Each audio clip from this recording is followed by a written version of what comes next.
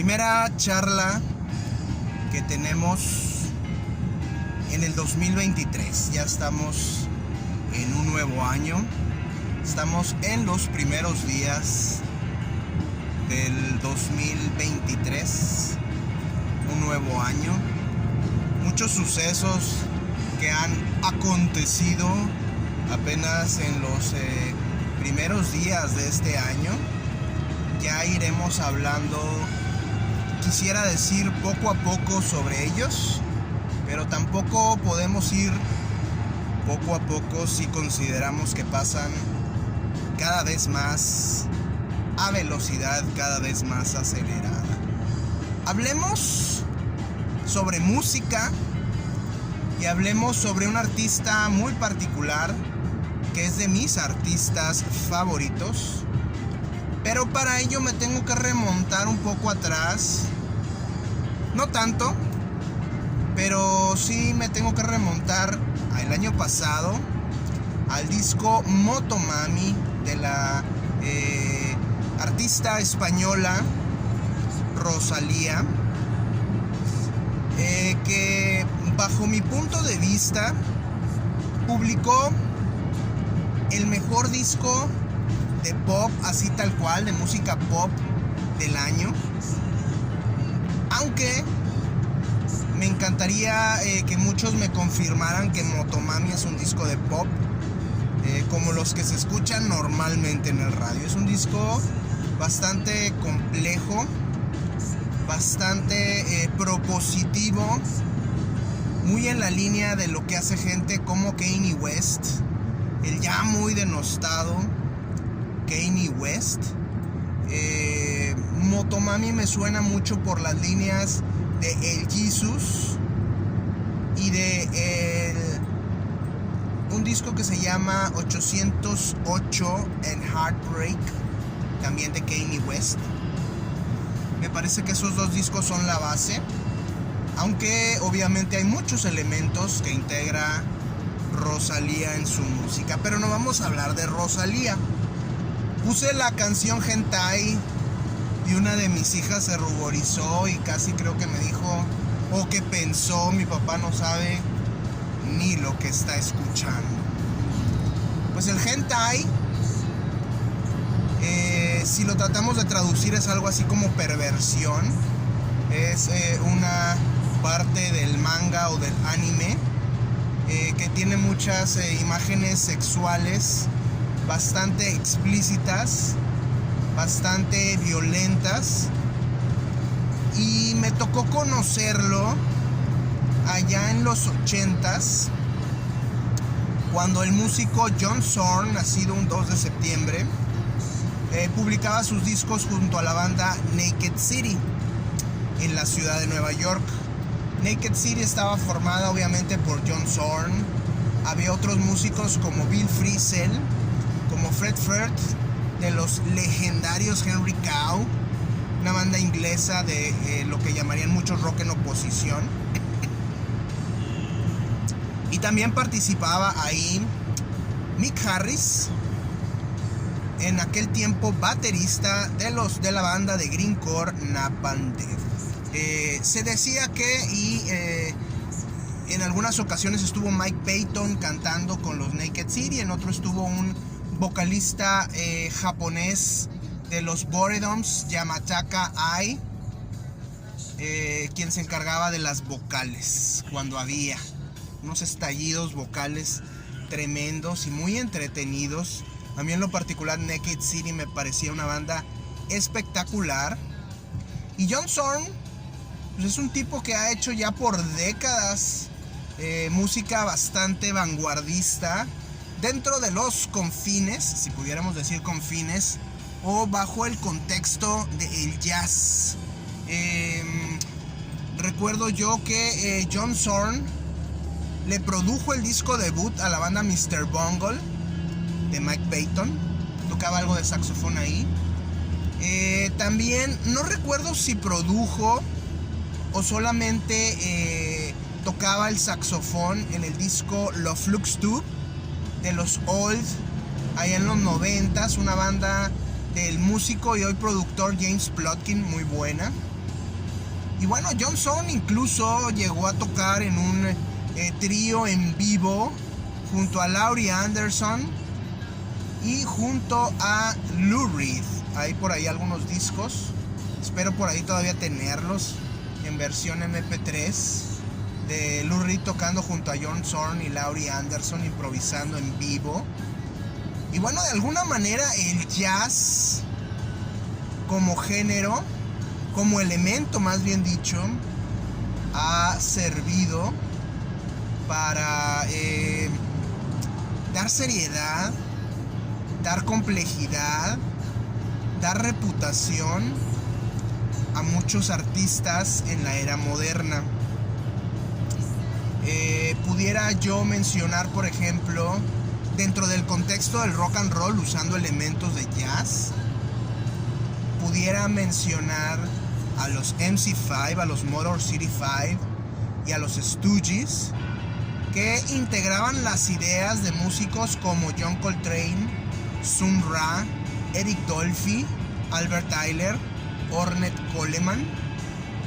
Aunque, irónicamente, en aquel entonces no eran tomados muy en serio estos artistas. Ya en los 70s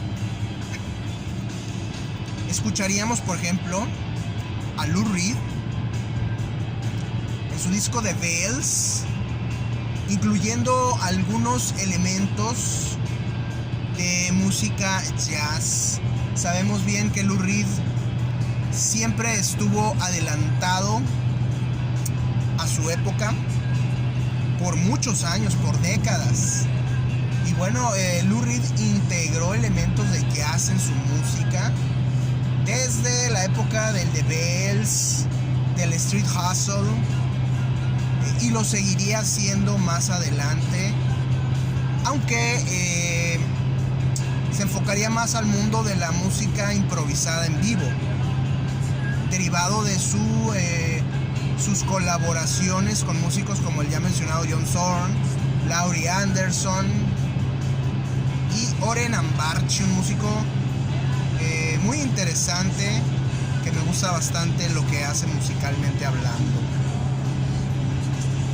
Otro que integraría elementos de jazz en su música más reciente sería el considerado padrino del punk. Estoy hablando de Iggy Pop, que acaba de sacar recientemente su disco Every Loser.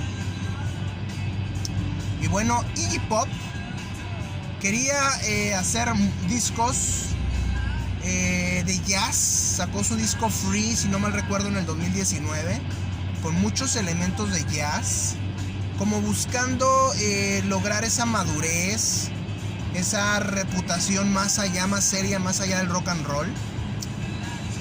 Fue un buen disco, no lo puedo negar, pero bajo el tema o la marca de Iggy Pop es un disco difícil de aceptar, la verdad. Ya había sacado por ahí unos discos de chanson o de canción francesa, bastante extraños. Creo que de alguna forma Iggy Pop en aquellos años se veía haciendo ese tipo de música en su madurez, pero definitivamente los tiempos han cambiado.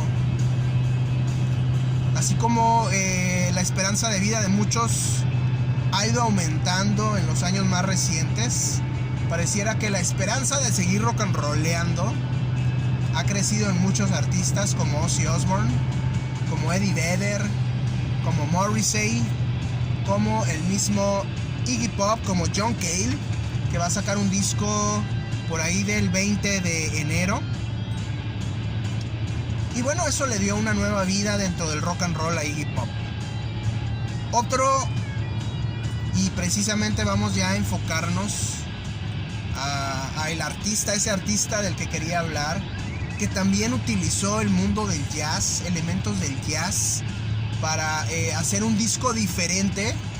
Fue ni más ni menos que el señor David Bowie, que el 8 de enero, hace un par de días, estaría cumpliendo 75 años. David Bowie murió en el 2016, el 10 de enero, es decir, el día de mañana, pero hace ya 7 años, perdón. David Bowie tendría 75 años, murió a la edad de 69 años en el 2016, el 10 de enero.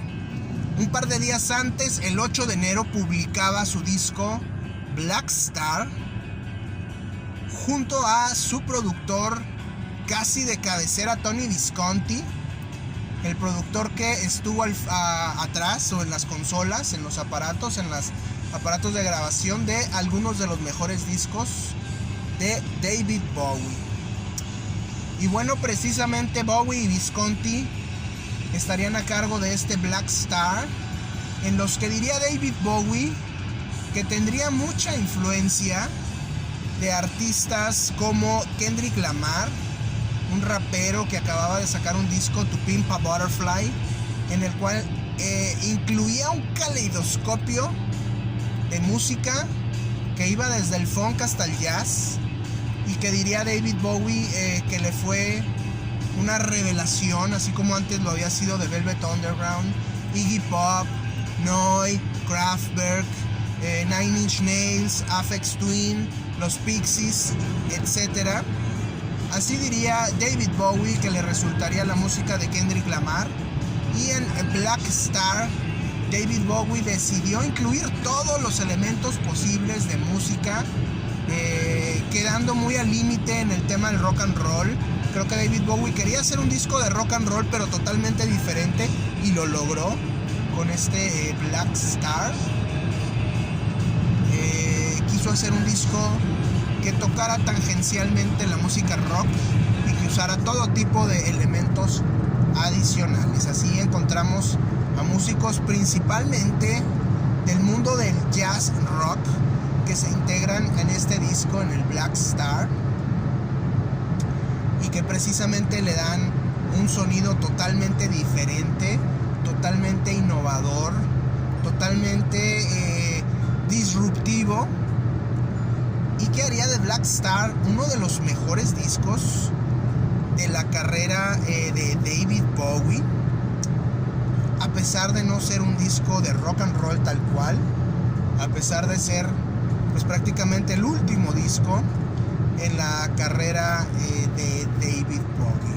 Black Star es un disco que me gusta bastante, que para hacer un disco de un músico en edad madura, en edad avanzada, para hacer su último disco, se despidió de una manera fenomenal David Bowie, aunque su maestro Lou Reed lo hizo de una manera muy similar. Se nos fue de una manera inesperada en el 2013, si no mal recuerdo, con el disco Lulu que había grabado en el 2011, en el cual utilizaba a músicos de respaldo de la banda Metallica. Black Star, como les decía, representa precisamente esa evolución en la música de David Bowie. Bowie, que había descubierto o se había reinventado a finales de los 60s, luego de poner atención en el teatro kabuki, luego de sacar ideas de su carrera como mimo y de escuchar música de rock ultramoderna. Estamos hablando de The Velvet Underground, música ultramoderna de rock and roll en Nueva York. De ahí surgirían las ideas para el disco The Rise and the Fall of Ziggy Stardust and the Spiders from Mars, disco legendario en la historia del rock y que estaría basado precisamente en el estilo musical de The Velvet Underground, de Stooges, de Iggy Pop, con James Williamson, con los hermanos Ashton. Y bueno, precisamente esto sería lo que estaría haciendo David Bowie a finales de los 60s, principios de los 70s. Y bueno, después David Bowie junto a Brian Eno estarían escuchando a los Kraftwerk, estarían escuchando a los Neu!, bandas alemanas. Estarían escuchando a Gary Numan. Estarían escuchando a Popol Vuh, a los Can, al tema I Feel Love de Donna Summers, y de ahí concebirían la idea para grabar esa trilogía formada por discos como Low, como Heroes, que formarían esa trilogía de discos de Berlín. Muchos dirían que Berlín incluso empezaría con el disco The Idiot, grabado por Iggy Pop y producido por David Bowie. Muchos dirían que Bowie experimentaría con Iggy Pop para más o menos ir visualizando, concibiendo, ya poder de alguna manera aterrizar las ideas que tenía para su trilogía de Berlín. El último disco Lodger, perdón, no lo recordaba. Y bueno, eso sería bajo la influencia principalmente de bandas como Kraftwerk y como los Noi, dos bandas que me encanta escucharlas junto a Can. Son mis bandas favoritas del mundo del crowd rock alemán. Bueno, ya después David Bowie tomaría ideas de bandas como Pixies, como Sonic Youth, como Glenn Branca.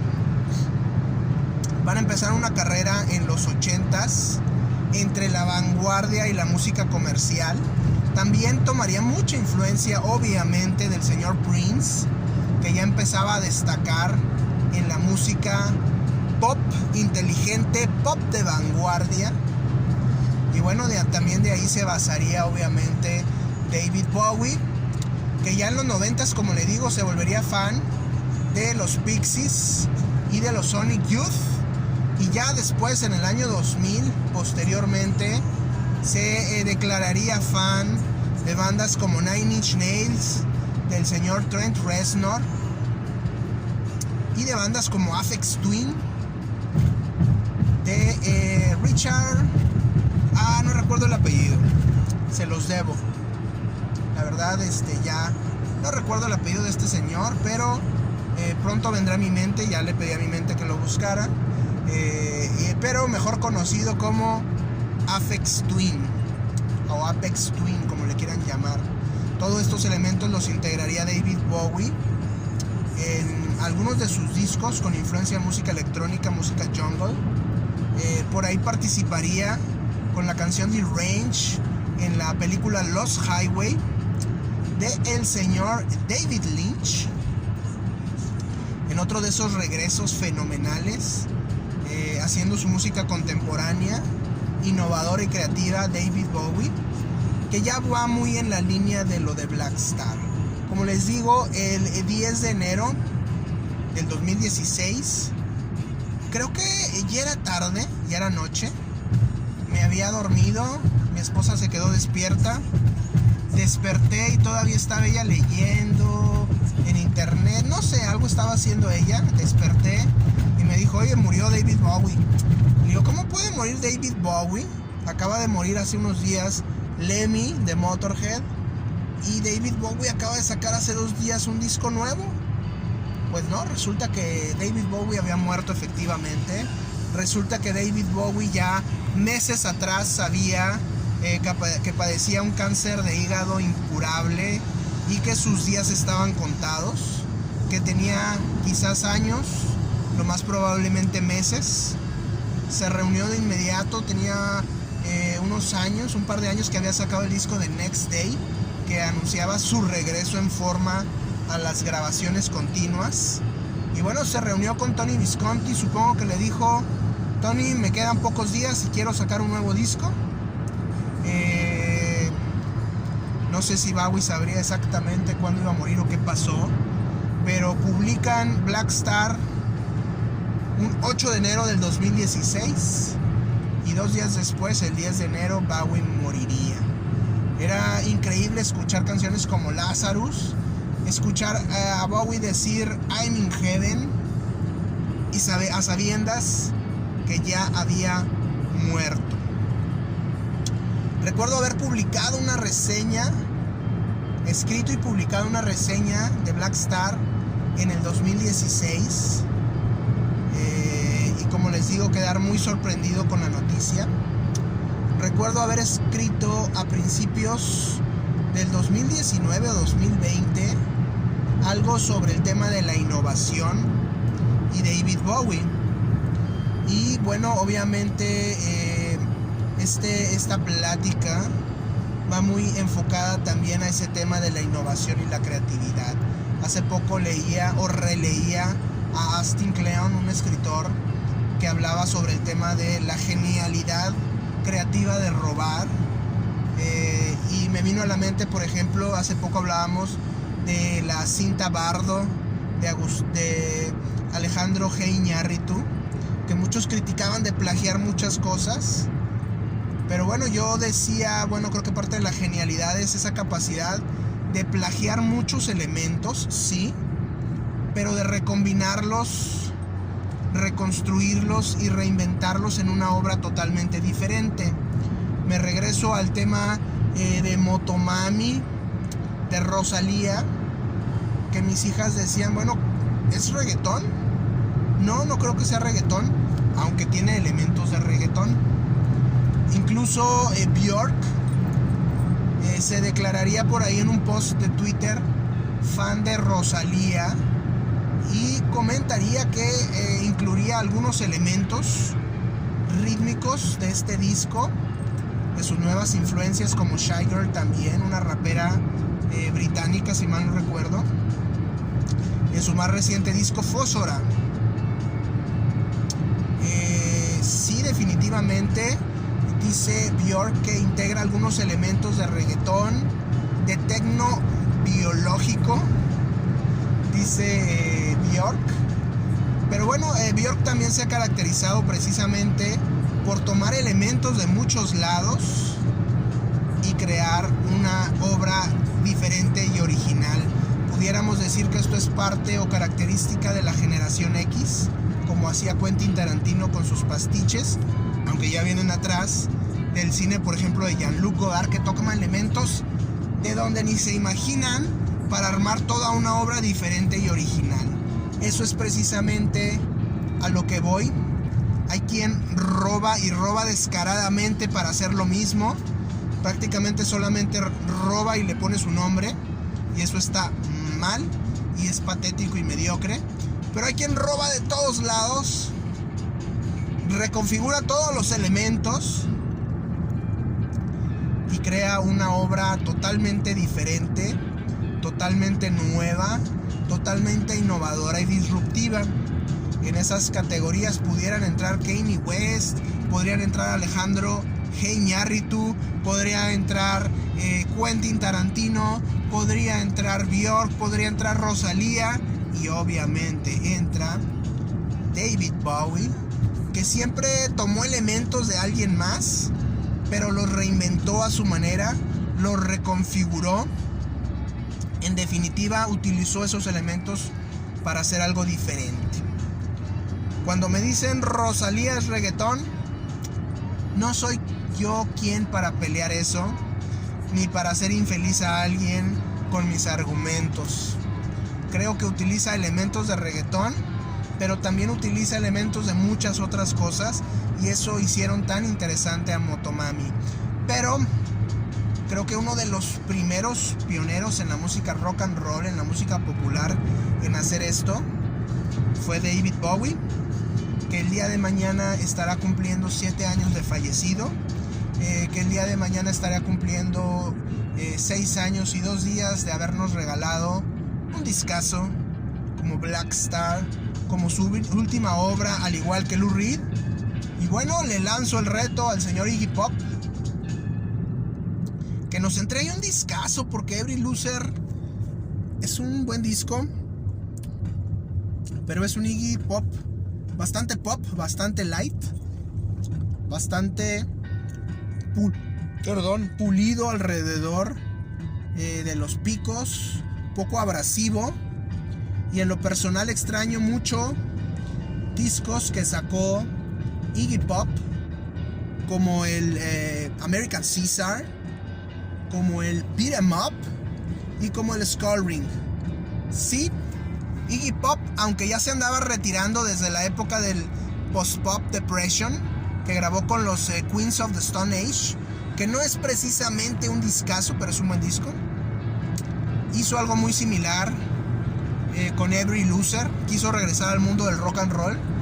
Hizo un disco promedio, con buenas canciones, pero también con canciones muy malas y con un sonido que para mi gusto deja mucho que desear. Creo que Iggy Pop aún tiene un disco de rock duro, de rock relevante, de rock disruptivo en su interior.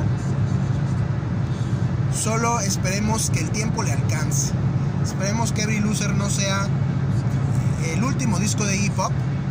Pareciera que no es así, pero esperemos que el próximo disco vaya más en la línea, no de la celebridad que hoy es Iggy Pop, sino de la leyenda que es Iggy Pop. No de la fama personal que ha trascendido su legado musical. Esperemos que el próximo disco de Iggy Pop, si va a ser de los últimos, que vaya en la línea de lo que sus dos compadres que ya se le adelantaron hicieron, como Lou Reed con Lulu, como David Bowie con Black Star. Nos debe un muy buen disco Iggy Pop. Ojalá no sea el último, pero pues ya a estas alturas todo puede suceder, y esperemos que Every Loser no sea la despedida de Iggy Pop y que nos regale un disco así como Bowie nos regaló hace 7 años el Black Star.